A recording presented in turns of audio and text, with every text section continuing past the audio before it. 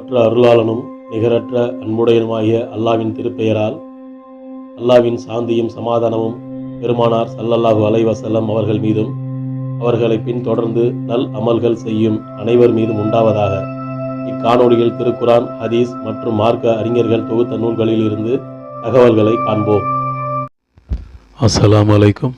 அன்பார்ந்த சகோதர சகோதரிகளே, இஸ்லாத்தின் தகவல்களை உங்களுக்கு அளிப்பதில் மிகுந்த மகிழ்ச்சி அடைகிறேன்.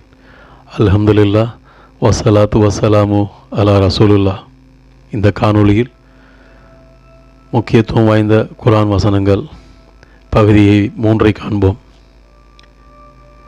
பிஸ்மில்லாஹிர் ரஹ்மானிர் ரஹீம்.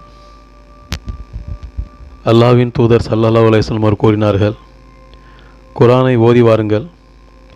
ஏனெனில் குர்ஆன் ஓதி வருவர்களுக்கு அது மறுமையில் வந்து இறைவனிடம் பரிந்துரை செய்யும்.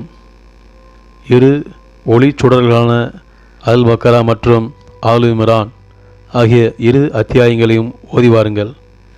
ஏனெனில் அவை மறுமை நாளில் நிழல் தரும் மேகங்களைப் போன்றோ அல்லது அணி அணியாக பறக்கும் பறவை கூட்டங்களைப் போன்றோ வந்து தம்மோடு தொடர்பு உள்ளவர்களுக்காக இறைவனிடம் வாதாடும்.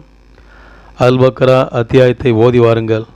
அதை கையாள்வது வளம் சேர்க்கும், அதை கைவிடுவது இழப்பை தரும். இவ்வத்தியாயத்திற்கு முன் வீணர்கள் செயலிழந்து போவார்கள். அறிவிப்பவர் அபு உமாமா அல் பாஹிலி ரலியல்லாஹு அன்ஹு. நூல் முஸ்லீம். ஆமீன். இந்த காணொளியை முழுமையாக கண்டு ரசித்த சகோதர சகோதரிகளுக்கு நன்றியை தெரிவித்துக் கொள்கிறேன். இஸ்லாத்தின் தகவல்களை தெரிந்து கொள்ள இனிவரும் காணொளிகளை கண்டு பயன்பெறுங்கள். வல்ல இறைவன் நமக்கு இம்மையிலும் அருமையிலும் எல்லாவிதமான நன்மைகளையும் வழங்குவானாக. ஆமீன். மேலும் பல தகவல்களை பெற இந்த வீடியோவை சப்ஸ்கிரைப் செய்து பெல் பட்டனை அழுத்தவும். மேலும் இந்த வீடியோவை லைக், ஷேர் மற்றும் கமெண்ட் செய்யவும்.